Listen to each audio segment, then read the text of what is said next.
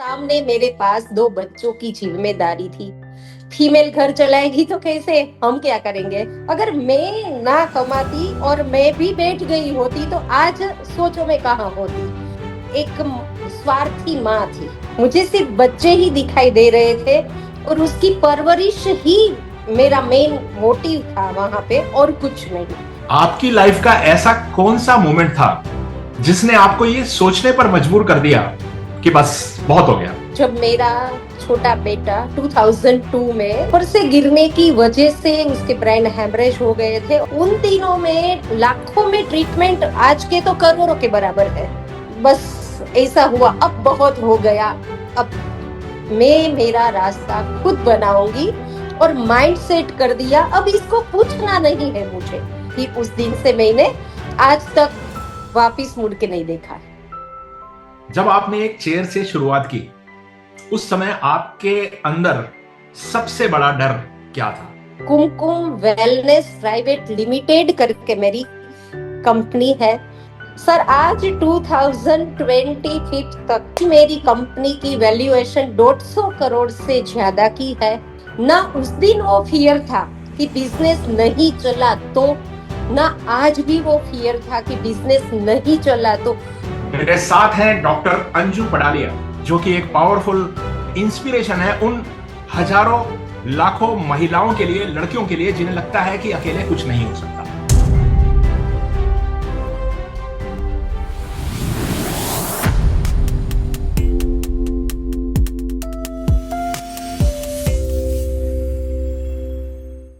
कभी कभी मैं सोचता हूं कि किसी इंसान की लाइफ को बदलने में सबसे ज्यादा ताकत किस चीज में होती है? पैसा, सपोर्ट, फैमिली बैकग्राउंड, रिसोर्सेस? हर बार जवाब यही आता है कि इनमें से किसी में भी नहीं। किसी की भी जिंदगी बदलती है बस एक चीज से, उसकी अपनी डिटर्मिनेशन से, उसके एक डिसीजन से, उसकी एक कमिटमेंट से जो वो इंसान खुद अपने साथ करता है। और आज मेरे साथ वही महिला है जिन्होंने एक कुर्सी से शुरुआत की और एक ब्रांड बनाया। और आज हजारों औरतें, हजारों महिलाएं ट्रस्ट करती हैं। इनके पास ना पैसा था, ना सपोर्ट, ना कोई बड़ा नेटवर्क। इनके पास था सिर्फ एक माइंडसेट और एक बिलीफ और एक कंसिस्टेंसी कि अगर दुनिया में जगह नहीं है तो अपनी जगह खुद बनानी पड़ेगी। मेरे साथ हैं डॉक्टर अंजू पडालिया, जो कि एक पावरफुल एंटरप्रेन्योर हैं और एक इंस्पिरेशन है उन हजारों लाखों महिलाओं के लिए, लड़कियों के लिए, जिन्हें लगता है कि अकेले कुछ नहीं हो सकता। तो अंजू मैम, स्वागत है आपका इस पॉडकास्ट में। नमस्कार सर। तो सबसे पहले शुरुआत करते हैं आपकी जर्नी से। जिन लोगों ने ये एपिसोड पहली बार देख रहे हैं या आपको पहली बार देख रहे हैं, उन दर्शकों के लिए मैं जानना चाहूंगा कि आपने कैसे शुरुआत की, आपका क्या बैकग्राउंड था और अभी आपने क्या मुकाम हासिल किया है। नमस्कार, हेलो। मैं सारे दर्शकों को कहना चाहूंगी, मैं गुजरात राजकोट से बिलोंग करती हूँ। गुजरात के छोटे से गांव में 1979 में मेरा जन्म हुआ। 18 साल की उम्र में मैं ससुराल आ गई। 21 तक तो मैं दो बच्चों की माँ बन गई थी और 22 में एक ऐसा मुकाम मेरी लाइफ में आया जहां पे मेरे ऊपर घर चलाने की जिम्मेदारी आ गई। पैसा नहीं था, कुछ नहीं था, कोई सपोर्ट नहीं था और घर में एक रुपया नहीं था और घर चलाना था। ऐसी सिचुएशन में कोई करे तो क्या करे, या तो किसी के सामने जाके गिड़गिड़ाए। ऐसे तो कोई रोज रोज तो कौन करेगा आप लोगों की हेल्प। और मेरे अंदर जो आर्ट था, क्योंकि 11 साल की एज में मैं खुद आईब्रो बनाती थी लोगों की, मेकअप करती थी। जब मैं 7th में थी तब मैं गांव में जाके लड़कियों की शादी के मेकअप करती थी। वो सारा आर्ट मेरे अंदर गॉड गिफ्ट था। मैंने घर में बताया ये सब स्टार्ट कर लेते हैं तो हमारा घर चल जाएगा, मगर क्या कहते हैं, मैन ईगो तो वहीं पे टकराएगा। फीमेल घर चलाएगी तो कैसे, हम क्या करेंगे। वही बिना कहे बिना बताए, क्योंकि सामने मेरे पास दो बच्चों की जिम्मेदारी थी। बड़ा 5 साल का था, छोटा 2 साल का था। और मैंने प्लास्टिक की चेयर से मेरा सलोन कर दिया स्टार्ट। एक रुपया भी नहीं, बस लोगों का जो बच्चे का पिगी बॉक्स होता था उसको तोड़ दिया, इसमें से 2400 निकले। उसी में से छोटी बड़ी बेसिक रिक्वायरमेंट की प्रोडक्ट लेके आई और घर में ही प्लास्टिक की चेयर में सलोन स्टार्ट कर दिया, और उस हिसाब से मेरा काम जर्नी स्टार्ट हुई। अगर वहां पे मैंने घर के लोगों की बातों में हाँ, अगर हाँ से हाँ की होती, वो तो कुछ कमा के लाने वाले थे नहीं, अगर मैं ना कमाती और मैं भी बैठ गई होती तो आज सोचो मैं कहाँ होती। फिर मैंने इसके अंदर भी बहुत अपग्रेड किया मेरे अंदर, मैंने आयुर्वेदा पढ़ा, नेचुरोपैथी पढ़ी, मैंने डर्मेटोलॉजिस्ट कॉस्मेटोलॉजिस्ट किया, अपग्रेड करते करते आज फिर कोविड पेंडेमिक आया, हम सबकी लाइफ में आया। उस पेंडेमिक में मैंने जिद की, मिट्टी में से प्रोडक्ट बनाऊंगी, हम पंच तत्वों के बने हैं, मिट्टी के पुतले हैं, मिट्टी में मिल जाएंगे। और वही मिट्टी में से वही स्टार्टअप करना हुआ, क्योंकि कोविड के दिनों में किसी के पास पैसे नहीं थे, और 0 रुपीज से 56,000 लिक्विड मनी से मैंने 3 प्रोडक्ट से स्टार्ट किया। सर आज 2025 तक मैं 200 से अधिक product skin care, health care, makeup range and health products में बना रही हूँ।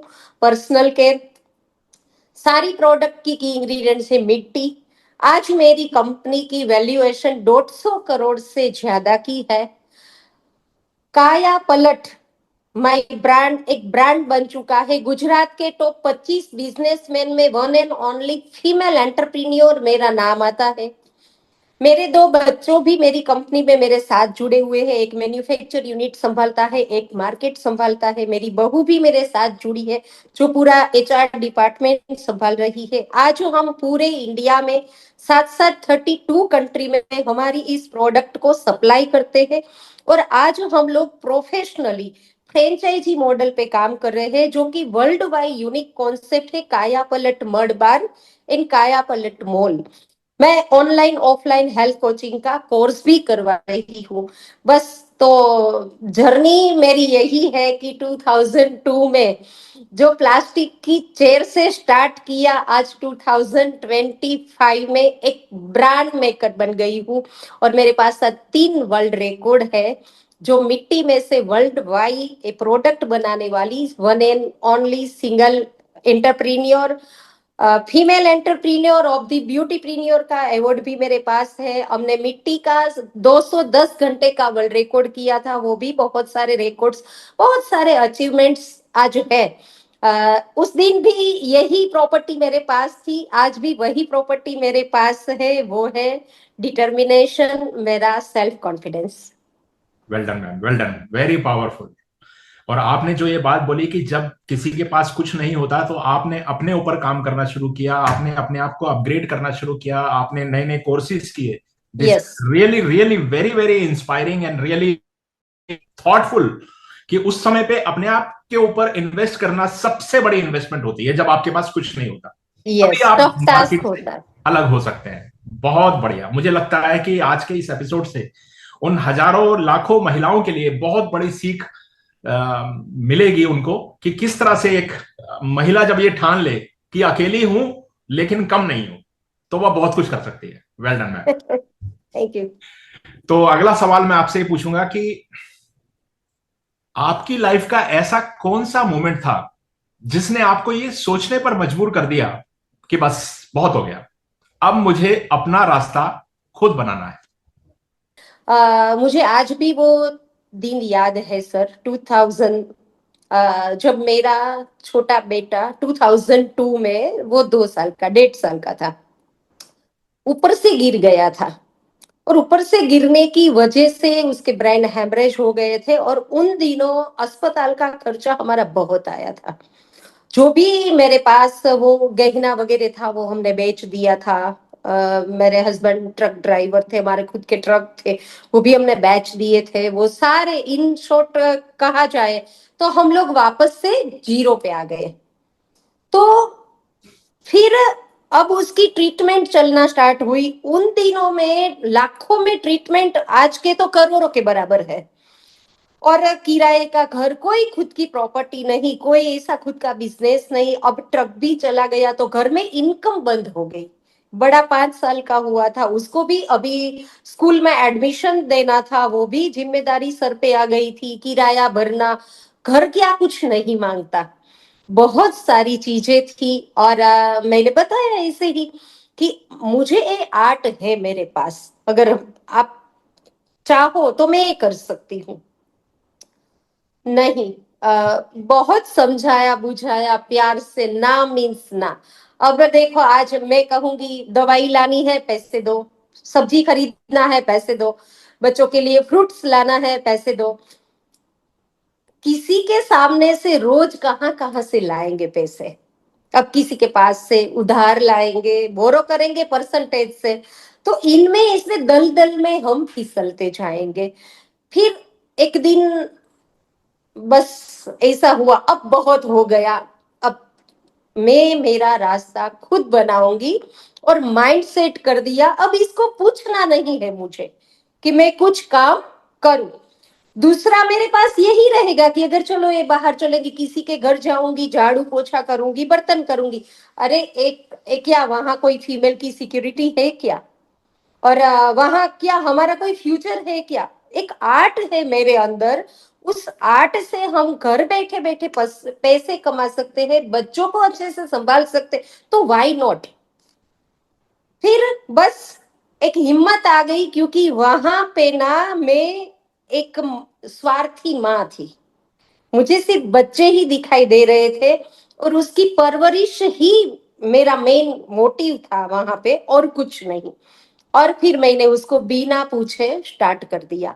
फिर वो भी माइंड सेट हो गया था, चाहे कुछ भी हो जाए, कितनी भी बवाल क्यों ना करनी पड़े, अब मैं इसी तरीके से बच्चों को पालूंगी। मेरा वो भी सही था ना, कि जब तक आपका बिजनेस रीसेट नहीं होता है, तब तक ही तो मैं कर रही हूँ। एवरी डे आप किसी के सामने खाली पीली हम अपमानित हो, लोग हमें मना करेंगे, फिर हम जाए, ऐसी लाइफ थोड़ी ना जी जाए। बस वही, फिर उस दिन से मैंने आज तक वापिस मुड़ के नहीं देखा है। मैं समझ सकता हूं कि कितना मुश्किल समय रहा होगा, जिस समय आपको एक तरफ तो अपने बिजनेस के बारे में सोचना था, एक इनकम, मंथली इनकम आपको अपनी फैमिली के लिए करनी थी, और दूसरी तरफ अपने परिवार वालों को भी समझाना था कि मैं जो कर रही हूं वो बिल्कुल सही है और सबकी बेहतरी के लिए। चलिए अगले सवाल पे चलते हैं। जब आपने एक चेयर से शुरुआत की, उस समय आपके अंदर सबसे बड़ा डर क्या था? लोगों ने क्या कहा और उनकी बातों ने आपको कैसे इफेक्ट किया? क्या कभी ऐसा ख्याल आया कि छोड़ दूं, या उस समय आपने अकेले इसको कैसे संभाला? क्या कोई डाउट आया, फियर आया कि बिजनेस चला नहीं चला तो क्या करूंगी, पैसे नहीं आए तो, कस्टमर नहीं आया तो, क्या ऐसा ख्याल आए थे आपके दिमाग में या नहीं? सर, क्वेश्चन आपका बहुत बढ़िया है, मगर मैं बताऊं, पता नहीं भगवान ने मेरे अंदर कुछ अलग ही केमिकल डाल के भेजा है। उस दिन भी बिना पैसों से बिजनेस स्टार्ट किया था। आज भी काया पलट की झरने का भी मैंने स्टार्टअप किया, वो भी बिना पैसों से ही स्टार्ट किया था। ना उस दिन वो फियर था कि बिजनेस नहीं चला तो, ना आज भी वो फियर था कि बिजनेस नहीं चला तो। क्योंकि ये मेरे अंदर कभी भी, कोई भी काम स्टार्ट करने से पहले मैं कोई ऐसे नेगेटिव थॉट्स को मेरे अंदर लाती ही नहीं हूँ कि ये नहीं हुआ तो, ये अगर नहीं हुआ तो। बस मैं एक ही चीज, वो अमिताभ जी का डायलॉग है ना, आप खड़े रहो, कारवा अपने आप बनता जाएगा। बस मैं वही, उस दिन भी वही कॉन्फिडेंट के साथ में आगे बढ़ी थी। आज भी मैं वही कॉन्फिडेंस के साथ आगे बढ़ी हूँ। हाँ, जो फियर था वो सिर्फ और सिर्फ एक ही था, वो था घर के लोगों का। जो आपने भी बताया, जो लगता, बहुत सारे बार मेरे दिमाग में ऐसा है, अब छोड़ दो, मगर काम के लिए नहीं। देखो, कुछ भी नहीं था, फिर भी टच वुड, आज भी मैं वो सारे कस्टमर केयर को, ये सामने स्क्रीन के सामने मैं उसका शुक्रिया मेरे कस्टमर को करना चाहती हूँ कि मेरे पास कोई फैसिलिटी नहीं थी, तब भी यू कांट बिलीव, मेरे कस्टमर ऑडी मर्सिडीज लेके मेरे पास आते थे, और प्लास्टिक की चार पे बैठ के मेरे पास आईब्रो बनवाते थे। वो बोलते थे, मैडम अंजू जी, हम सिर्फ आपके काम के दीवाने हैं, हमें आपका काम अच्छा लगता है, हमें आपकी फैसिलिटी से कोई मतलब नहीं है। तो बस मैं वही, इन लोगों का आज ही मैं शुक्रगुजार हूँ, उन लोगों के सपोर्ट की वजह से आज मैं यहाँ हूँ। मगर जब पूरा दिन काम करो, इतना काम करो, भाग मिल्खा भाग की तरफ आपकी लाइफ होती है।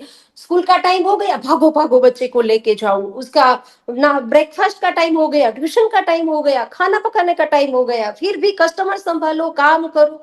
शाम को पैसे घर वालों के हाथ में दो कि आज की कमाई इतनी हुई, और फिर वही उन लोगों का वो मुंह फूला हुआ चेहरा जब देखो ना, तब लगे छोड़ दो यार बस। फिर अब एक तरफ वो चेहरा है जो पूरे दिन की काम की थके, मैं काम की वजह से कभी नहीं थकी हूँ, आज आई एम 47 रनिंग, आज भी मैं काम से नहीं थकती हूँ। इंसान ऑलवेज मेंटल स्ट्रेस से थकता है।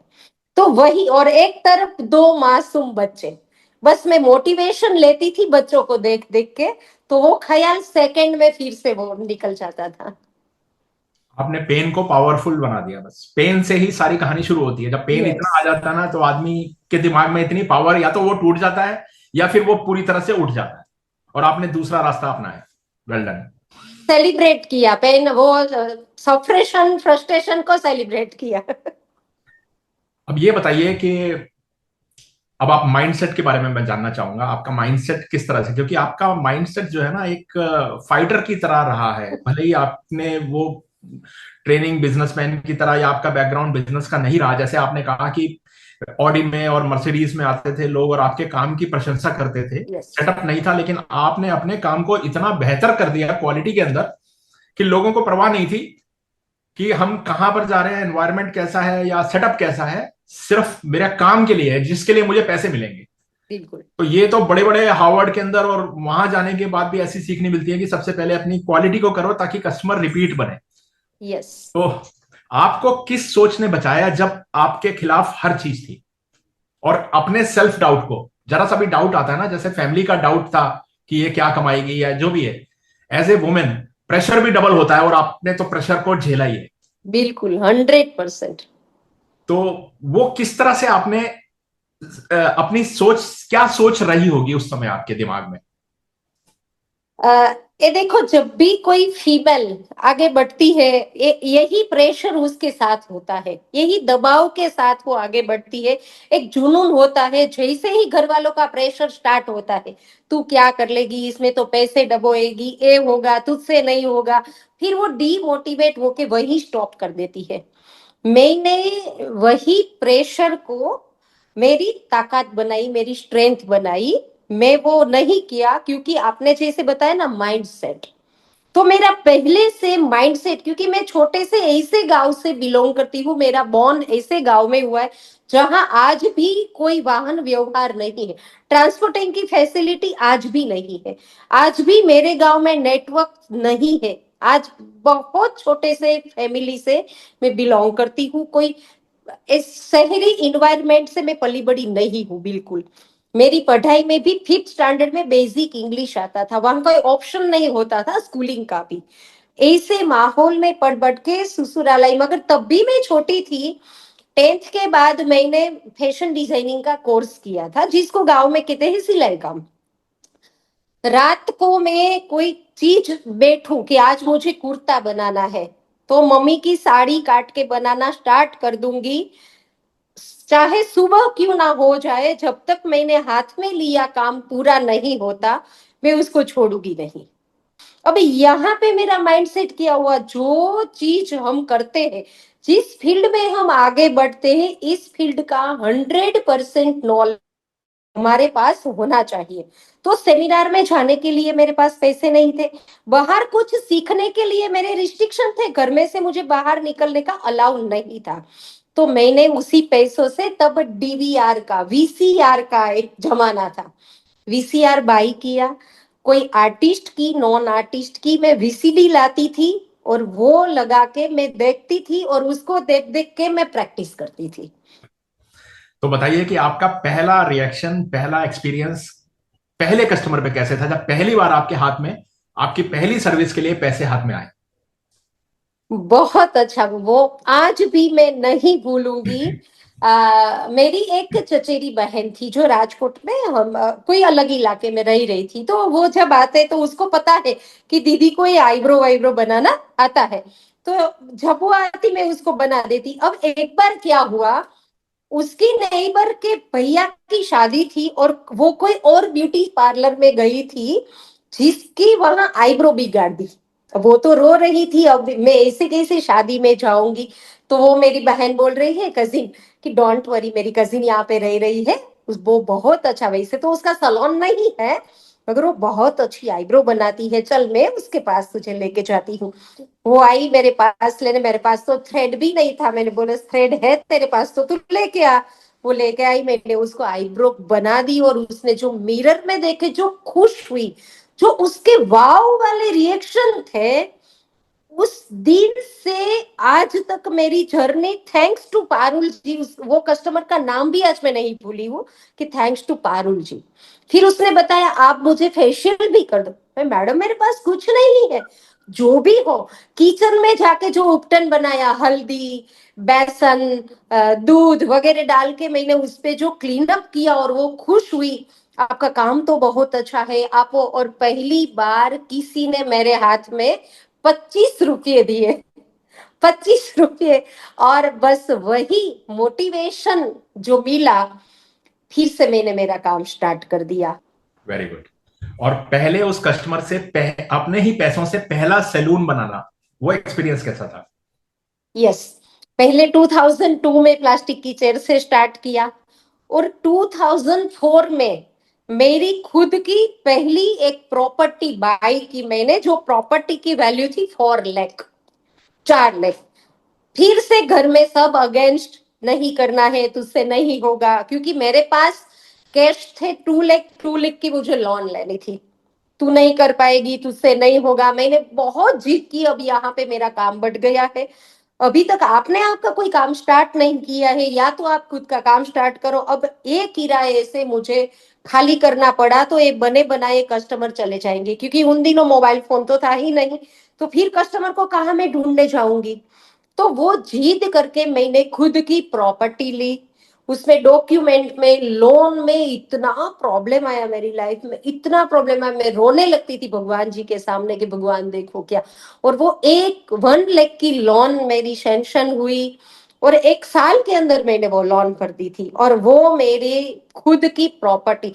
पैसे मेरे था, उनके नाम से ली थी प्रॉपर्टी, वो उनके नाम से थी, मगर और उसके बाद फिर दूसरी प्रॉपर्टी मैंने ली 2012 में, और फिर दोनों को मर्ज करके जो कॉरपोरेट सलोन बनाया, उस सलोन को देख देख के सर मेरे नजदीक के इलाके में 12 ब्यूटी पार्लर खुले। जो कुमकुम ब्यूटी पार्लर, वो भी थैंक्स टू माय नाइबर, मंदा जी करके मेरी नाइबर थी, वो मामलतदार थी, और वो मेरे पास रेगुलर आती थी आईब्रो फेशियल बनवाने रात को, क्योंकि पूरा दिन वो ऑफिस में रहती थी। मैं, मेरी पहचान एटीएम से हो गई थी, क्योंकि मैं दिन रात कुछ नहीं देखती थी, कस्टमर की अवेलेबिलिटी में अवेलेबल रहती थी जब वो आए। उसी तरीके से मैंने काम स्टार्ट किया था। तो आज मैंने, वो कुमकुम नाम को मुझे छोड़ना नहीं था। आज कुमकुम वेलनेस प्राइवेट लिमिटेड करके मेरी कंपनी है, जो आज इसके ऊपर आज हमारे आईपीओ और वो भी आना स्टार्ट हो गए हैं। Very good, very good, well done. तो जब आप सैलून का बिजनेस कर रही थी तो अचानक ख्याल कैसे आया कि ब्यूटी प्रोडक्ट की मैन्युफैक्चरिंग भी की जाए? यस, जैसे मैंने बताया, मेरा माइंडसेट, जो भी इंडस्ट्री में मैं हूँ उस इंडस्ट्री का 100% नॉलेज मेरे पास होना चाहिए। तो मैंने वो नॉलेज तो गेन कर दिया, मगर एंटायर देखा जाए वर्ल्ड वाइड, तो ब्यूटी इंडस्ट्री मींस की आउटर ब्यूटी, हम वर्क करते हैं आउटर ब्यूटी के अंदर। हमारे पास कंज्यूमर हमारी कोई फैसिलिटी देख के नहीं आते हैं, कंज्यूमर हमारा वर्क देख के आ रहे हैं। हम उसको कितना सेटिस्फाइड वर्क देते हैं, वो सेटिस्फेक्शन को देख के आते हैं। तो वो बोलते हैं कि पैसे आपको चाहिए इतना ले लो, मेरे अंडर आई सर्कल चले जाने चाहिए, मेरे पिगमेंटेशन चले जाने चाहिए, मेरे बाल बहुत जड़ रहे हैं उसमें मुझे 100% रिजल्ट चाहिए। तो कहीं ना कहीं मुझे वो एवरी टाइम मिसिंग लगता था, कि क्लाइंट मुंह मांगे पैसे दे रहे हैं, हम भी हमारे 100% दे रहे हैं, फिर भी हम वो रिजल्ट नहीं दे रहे हैं, कहीं ना कुछ तो मिसिंग है। तो बहुत कुछ उसमें भी मैं थैंक यू कहूंगी मेरी क्लाइंट जी, जो रेखा जी, जो बैंक में कैशियर थी आईसीआईसी बैंक में, वो मेरी रेगुलर क्लाइंट थी। उसने कहीं से नेचुरोपैथी पढ़ाई स्टार्ट की थी और उसने मुझे बताया कि अंजू तेरे लिए ये बहुत काम की चीज है, क्योंकि इसमें मड थेरापी सिखाते हैं, इनर ब्यूटी डिटॉक्स सिखाते हैं। और वही बात मुझे क्लिक हो गई। बात तो मैडम आपकी सही है, क्योंकि कितना कुछ मैं आउटर रगड़ रगड़ कर लूंगी, मगर प्रॉब्लम आपके पेट में है, तब तक मैं 100% वो रिजल्ट नहीं दे पाऊंगी। तो सबसे एक्साइटिंग पार्ट आपके लिए क्या रहा, सैलून चलाना या ब्यूटी प्रोडक्ट की मैन्युफैक्चरिंग, एक ब्रांड बनाना? तो मुझे आज भी याद है, हम ऐसे कोई बड़े परिवार से तो मैं हूं नहीं, तो दादी हमें खेत ले जाती थी और खट्टी वाली बटर मिल्क जो होती थी ना, इसमें मिट्टी डाल के हमारे हेयर वॉश करती थी, तो डैंड्रफ भी निकल जाएंगे और हेयर अच्छे हो जाएंगे, वो मुझे पता है। जब हम कंप्लेन करते कि खेत गए तो कोई कीटा काट गया, मधुमक्खी ने काट लिया, तो दादी हमें वहां पे मिट्टी लगा देती थी। सर दर्द की कंप्लेन में भी वो मिट्टी लगा देते थे। और मैंने भी मेरे घर में फ्लोरिंग मिट्टी से किया है, वॉल मिट्टी की, क्योंकि हम इतने छोटे परिवार से थी। तो मैं वो कल्चर से इंट्रोड्यूस थी, तो मेरे लिए वो समझना आसान हुआ।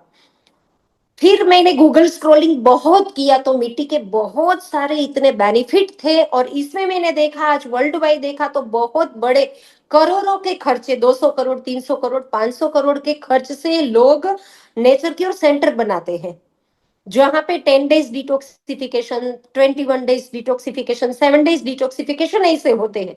तो एवरीबडी कांट अफोर्ड, किसी के पास फिनेंशियल फ्रीडम नहीं है, किसी के पास टाइम फ्रीडम नहीं है। तो उस दिन मैंने ठान ली कि ये सारी ट्रीटमेंट तो मिट्टी से करते हैं, फिर घर जाके क्या, चलो मैं 5 दिन कोई नेचर केयर सेंटर में गई, वहां मैं खाना अच्छे से खाऊंगी, मड थेरापी करूंगी, मगर घर जाके छठा दिन में क्या करूंगी, वही केमिकल प्रोडक्ट से मैं नहाऊंगी, चेहरा साफ करूंगी, वही वही रफ्तार स्टार्ट हो जाएगी। तो माइंड सेट कर दिया, कहते हैं जिद करो दुनिया जीतो। क्या, कब, कैसे, वो कुछ पता नहीं, मिट्टी में से ब्यूटी प्रोडक्ट बनानी है और ब्यूटी इंडस्ट्री को गिफ्ट करनी है, दैट्स इट। इतना ही ख्याल था। एक ब्यूटी पार्लर बंद करूंगी, आगे बढ़ूंगी, क्या करूंगी, वो कुछ ख्याल नहीं था सर, ऑनेस्टली स्पीकिंग। उस दिन वो कुछ दिमाग में नहीं था, दिमाग में इतना ही था, मिट्टी के इतने सारे बेनिफिट है, तो मिट्टी में से ब्यूटी प्रोडक्ट बनाना है और ब्यूटी इंडस्ट्री को गिफ्ट करना है, दैट्स इट। Very good. आपकी सबसे बड़ी पावर जो है ना, मुझे ऐसा लगता है कि लर्निंग में है, सेल्फ लर्निंग के अंदर है। आप जड़ तक गई कि क्या चीज और बेनिफिट कर सकती है, यस। स्केल कैसे कर सकते हैं, ये प्योर डिसिप्लिन है। कांस्टेंट आपने जो लर्निंग की, मुझे ऐसा लगता है कि उसी वजह से आप स्केल भी कर पाई। तो अब ये बताइए कि अब जब आप देखती हैं अपने आप को और अपने आसपास के लोगों को, उस समय उनके रिएक्शन, और आज की डेट में जब आप इतनी एक सक्सेसफुल एंटरप्रेन्योर बन चुकी हैं और एक आपको लोग देखते होंगे एज एन इंस्पिरेशन, तो अब कैसा लगता है उन लोगों का रिएक्शन, और अब आपको कैसा लगता है, फील होता है इस मुकाम पर पहुंचकर?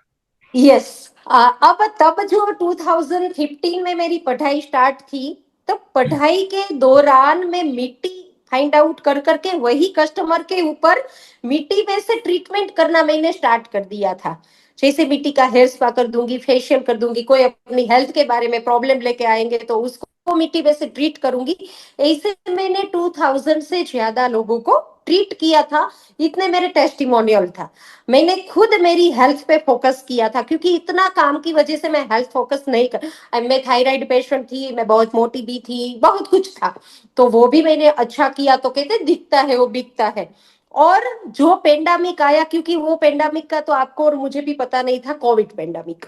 और उसी कोविड पेंडामिक में मैंने लोगों को बहुत अच्छे से ऑनलाइन बताना स्टार्ट कर दिया, मिट्टी के ये सारे बेनिफिट है। ठीक है, तभी लोगों ने देखा अनदेखा करा है, कुछ के करके आई है, क्या करेगी क्या नहीं करेगी पता नहीं, मगर वो पेंडामिक में लोगों की एक सिंपति की जरूरत थी, लोगों को इम्यूनिटी, अपनी हेल्थ भी चाहिए थी और पैसे भी चाहिए था, क्योंकि जान है तो जहान है। तब मैंने जो स्टार्ट किया और मेरे अंदर लोगों ने जो ट्रांसफॉर्मेशन, जो बदलाव देखा, थ्रू उस बदलाव, और मैं एज एन आर्टिस्ट मैंने बहुत सारे सेमिनार किए हैं ब्यूटी इंडस्ट्री में, हेयर स्टाइल मेकअप के। तो वो लोग मेरे काम के दीवाने हैं, क्योंकि उसको मेरा काम अच्छा लगता है, उसको मेरा सेल्फ कॉन्फिडेंस पता है। उन लोगों को ये सारी, तो वो मेरे ऊपर एक ट्रस्ट करते हैं। वो ट्रस्ट मैंने पहले से ऑलरेडी बिल्ट किया हुआ था मेरी इंडस्ट्री में। तो वही लोगों ने ये प्रोडक्ट बाई की, लेना स्टार्ट किया, और मुझे रिस्पॉन्स मिलता गया, और पावरफुल प्रोडक्ट की वजह से प्रोडक्ट का रिपीटेशन चला 80%। और पैसे नहीं थे कोविड के दिनों लोगों के पास, तो इमीडिएट इसमें से इनकम होना स्टार्ट हो गई। और डे बाय डे महीने 2 4 6 करोड़, मैंने तो 400 से ज्यादा प्रोडक्ट का R&D अभी भी मेरे पास है, इसमें से मैंने 200 लॉन्च की। तो अब वही कस्टमर जब आज मेरी चेम्बर में आते हैं, ये पूरा मेरा 5 मंजिल वाला कॉर्पोरेट हाउस मेरा देखते हैं, तब उन लोगों की आंखों में लिटरली मैं आंसू देखती हूँ। क्योंकि इन लोगों ने मुझे, मेरे बाल टाई होते थे, मैं साड़ी पहनती थी, ऐसे साड़ी का वो झोला करके भाग भाग करती थी, वो सिचुएशन में उसने मुझे देखा। और आज वो मुझे ब्लेजर पहने हुए कॉर्पोरेट ऑफिस में, वेल ग्रूमिंग में, और एक फीमेल एंटरप्रीन्योर देखते, आए दिन न्यूज चैनल में, आए दिन न्यूज़पेपर में, वो आए दिन पॉडकास्ट में, सब मुझे देखते हैं। लिटरली उन लोगों का जो रिएक्शन होता है, उसकी आंखों में आंसू होते हैं। मगर आज तक की जो मैंने ऑब्जर्वेशन किया है सर, कोई भी मुझे मिलने आएगा, वो एक बात बोलेगा, आपकी मेहनत रंग लाई। क्योंकि उन लोगों ने मुझे मेहनत करते हुए देखा है। Exactly, wonderful, amazing. आप उन महिलाओं से क्या कहना चाहेंगी जो आज भी अप्रूवल का वेट कर रहे हैं? मैं उन लोगों को वही कहूंगी कि देखो, सिचुएशन कब हमारे फेवर में नहीं होगी, ना कल थी, ना आज होगी, ना आने वाले दिनों में आएगी। अगर हम वेट करेंगे कोई मुझे सपोर्ट करेंगे तब मैं आगे बढ़ूं, अगर हम वेट करेंगे मेरे पास थोड़े पैसे आ जाए फिर मैं आगे बढ़ूंगी, अगर मुझे कोई सपोर्ट करने वाला मिल जाए, अगर मुझे कोई बनाया बनाया अंपायर खड़ा करके बिठा दे तो मैं आगे बढ़ूंगी, कभी नहीं होगा। अगर सेल्फ कॉन्फिडेंट है तो आप टाइम मैनेजमेंट करो, अपने अंदर की वो स्किल को और ज्यादा बिल्टअप करो, और आगे बढ़ जाओ बस। नेचुरली रास्ता अपने आप खुलता जाएगा। कहाँ मैंने सोचा था कि आज आप में इतने बड़े अंपायर की एक ऑनर रहूंगी, आज मैं एक चेयरपर्सन रहूंगी, आज 100 करोड़ से ज्यादा की मेरी वैल्यू होगी। सर 2000 की चेयर बाई करने के 2000 नहीं थे। कहाँ उन दिनों में सोचा था। अगर उन दिनों में आज का सोचने लगी, ये नहीं चला, मैं ये हो गई, कुछ नहीं, मैं एक ही चीज मानती हूँ, अगर कुछ नहीं हुआ तो आप एक्सपीरियंस तो सीखोगे ही सीखोगे, उससे आगे बढ़ो। और यही है चैंपियन माइंडसेट। बिजनेस तो बनता और बिगड़ता ही रहता है, लेकिन जो खुद बन जाता है ना, फिर उसे कोई नहीं रोक सकता। आपकी सबसे बड़ी जीत क्या है? पैसा, रेस्पेक्ट, या इनर पीस? यस, 100% सबसे बड़ी जीत जो होती है ना, वो है लोगों की इनर पीस। सर आज मैंने बहुत सारे लोगों को देखा है जो शांति की तलाश में, सुकून की तलाश में बाहर खोज के लिए निकलते हैं। मैं चाहती हूँ, पैसा से ज्यादा, आज मेरे 2 बच्चे हैं, बड़ा 28 का कंप्लीट हुआ, छोटा 25th का कंप्लीट हुआ, कोई व्यसन नहीं है, और एक डाइनिंग टेबल में साथ बैठ के हम हंसते खाते खाना खा रहे हैं। वो जो रिस्पेक्ट है, वो सुबह उठेंगे मेरे पैर छुएंगे, रात को सोने से पहले पाँव छुएंगे। और मार्केट में आज देखो, एज अ सिंगल पेरेंट एक फीमेल की रिस्पेक्ट सभी लोग करते हैं, चाहे वो मुझसे उम्र में छोटे हो, बड़े हो, वो मेल हो, वो फीमेल हो। वो रिस्पेक्ट जो मैंने डेवलप्ड की है, वो पैसों से कहीं ज्यादा है। और एक शाम को जब हम रात को सोते हैं, हमें सुकून भरी नींद आनी चाहिए। वो आपके संस्कार ही थे जो आपके बच्चों ने वो डाले हैं, और वो कर रहे हैं, और आपकी लेगेसी को आगे बढ़ाएंगे, वो आपके बिजनेस को बढ़ाएंगे और आपकी मदद कर रहे हैं। जिस तरह से बहुत खुशी होती है जो सिंगल पेरेंट होते होने के बावजूद भी ऐसे संस्कार डालती हैं कि उनके बच्चे जो है ना, किसी गलत आदतों में नहीं यस। आते, एडिक्शन में नहीं आते, और अपने व्यापार को आगे बढ़ाते हैं, और अपनी माँ को एक गुरु की तरह, मेंटर की तरह समझते हैं। This is really really great, yes. Very very good. तो मैं सिर्फ फाइनल वर्ड्स में यही बोलना चाहूंगा कि आपकी कहानी सिर्फ एक ब्यूटी प्रोडक्ट की, एक ब्रांड की या एक सैलून की नहीं है। नहीं। ये एक माइंडसेट की कहानी है जो ये कहता है कि सपोर्ट मिले ना मिले, लाइफ फेयर हो या अनफेयर हो, लोगों ने आपको साथ दिया नहीं या दिया, नहीं। लेकिन अगर एक इंसान अगर ये ठान ले तो वो सब कुछ हासिल कर सकता है जैसा कि आपने हासिल किया। और आपकी कहानी सिर्फ बिजनेस की नहीं है, ये एक विश्वास की कहानी है जो आपका आपके अपने ऊपर था। और आपने प्रूव किया कि सपोर्ट ना हो, पैसा ना हो, रिसोर्सेज ना हो, एजुकेशन ना हो, लेकिन सेल्फ बिलीफ, खुद पे यकीन बहुत बड़ी चीज है। Thank you very much ma'am for being yes here. Sir. Sir उसके लिए मेरा खुद का एक सेंटेंस है, बगैर रिस्क सक्सेस को आपके साथ इश्क नहीं होगा। और हमारी गुजराती में एक कहावत है, अमने नाखो जिंदगीनी આગમાં, આગને પણ ફેરવીશું બાગમાં। And thank you very much for being honest. आपने पूरा ईमानदारी के साथ, पूरी सच्चाई के साथ जो बातें शेयर करी हैं, और ये जो आपने हिम्मत भी दिखाई है कि आज की डेट में आप कितनी मेहनत से आगे निकली हैं, और आप में वो करेज था कि कोई अकेला नहीं है लेकिन मैं करूंगी। तो मुझे लगता है कि आज किसी ना किसी को खड़े होने की ताकत देगी, और उन सैकड़ों हजारों महिलाओं को ये ताकत देगी कि ये अगर कर सकती है तो हम भी कर सकते हैं। अगर इसके पास कुछ नहीं था, हमारे पास भी कुछ नहीं है, हम भी छोटे शहर में रहते हैं, तो हम भी कुछ बड़ा ब्रांड बना सकते हैं। Thank everything you is very much. Possible, everything is possible, but thanks to you, special thanks Sanjay sir मैं आपको देना चाहूंगी। आप मेरे जैसे लोगों को ढूंढ के लाते हैं और के लिए एक इंस्पिरेशन का मौका देते हैं, तो आपको special thanks. Thank you very much. And to the viewers, आप देख रहे हैं the Sanjay Bhasin show, real heroes, real stories.